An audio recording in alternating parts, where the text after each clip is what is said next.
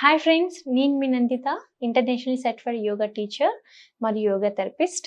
ఈరోజు మనము ప్రాణాయామ గురించి, ఒక ముఖ్యమైన ప్రాణాయామ గురించి తెలుసుకుందాం. సో ప్రాణాయామ చేసే ముందు ప్రాణాయామం వల్ల వచ్చే బెనిఫిట్స్ అయితే తెలుసుకుందాం.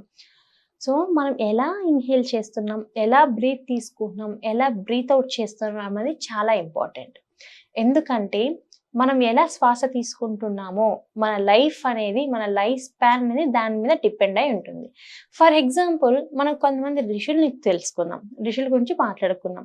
అండ్ ఎవరైతే ఎక్కువగా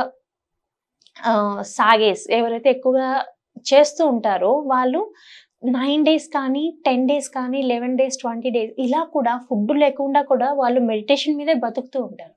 దానికి గల మెయిన్ కారణం ఏంటంటే వాళ్ళు గాలిని ఆహారంగా తీసుకోవడం.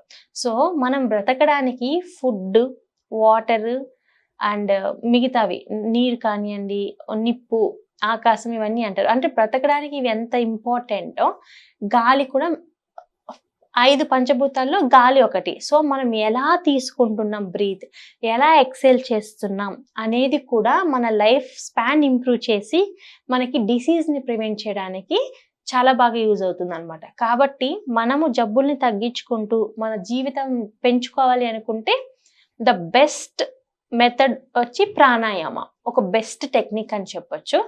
ఈ రోజుల్లో మనం ఏం చేస్తున్నామంటే, మనం పొల్యూటెడ్ ఏరియాస్లో ఎక్కువగా ఉండడం వలన, ఎక్కువగా సిటీస్లో అయితే ఎక్కువగా పొల్యూటెడ్ ఎయిర్ కూడా మనము ఇన్హేల్ చేస్తున్నాం.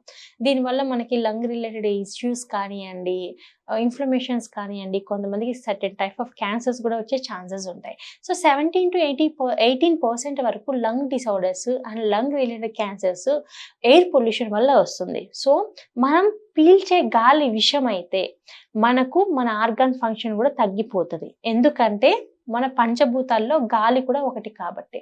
ఈరోజు మనము ఒక అద్భుతమైన ప్రాణాయామం గురించి తెలుసుకున్నాం. ఈ ప్రాణాయామ చేయడం వలన మనకు వచ్చే బెనిఫిట్స్ అయితే తెలుసుకున్నాం. దీన్ని కపాలభాతి అని అంటారు. సో కపాలభాతి అంటే ఏంటంటే, మనకు ఈ ప్రాణాయామ చేయడం వలన మనకి లంగ్స్ అనేది డీటాక్స్ అవుతాయి అనమాట. అంటే లంగ్ కెపాసిటీ అనేది ఇంప్రూవ్ అవుతుంది, డీటాక్సిఫికేషన్ అవుతుంది.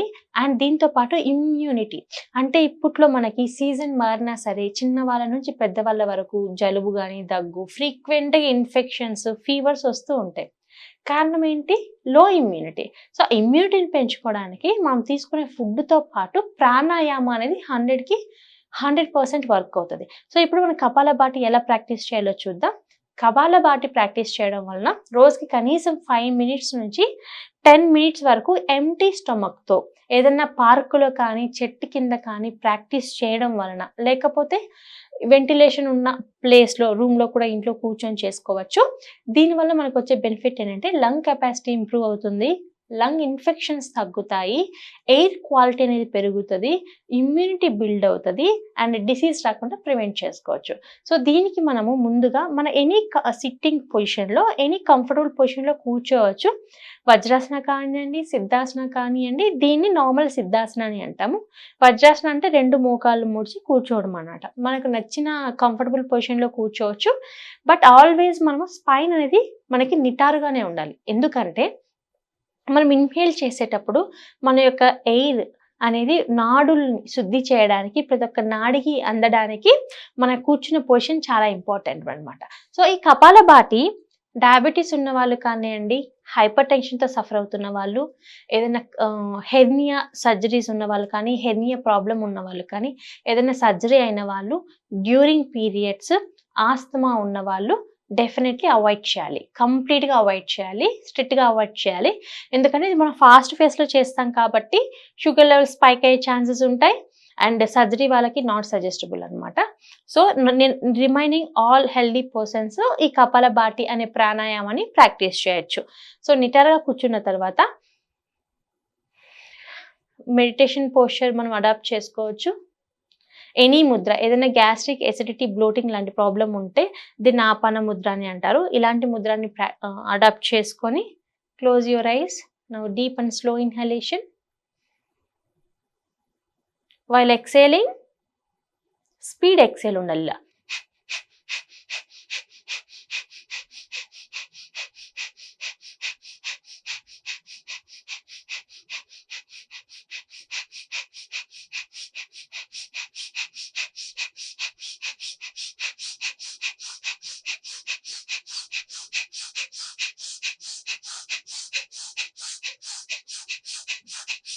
ఓకే, ఇలా స్పీడ్ ఎక్సేల్ ఉండాలి.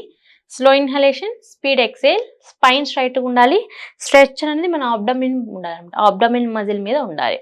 సో ఇలా కపాలపాటి అనే ప్రాణాయామం ఇలా ప్రాక్టీస్ చేయాలి. ఈ ప్రాణాయామం మనము ఎంప్టీ స్టమక్తో మాత్రమే చేయాలి. ఉదయం పరకడుపున చేయడం వలన డే మొత్తం యాక్టివ్గా ఉండొచ్చు. డే మొత్తం మనకి నిద్ర రాకుండా ఉండి యాక్టివ్గా ఉండి బ్రెయిన్ ఫంక్షన్ ఇంప్రూవ్ చేయడానికి ద బెస్ట్ ప్రాణాయామ టెక్నిక్ వచ్చి కపాలభాతి.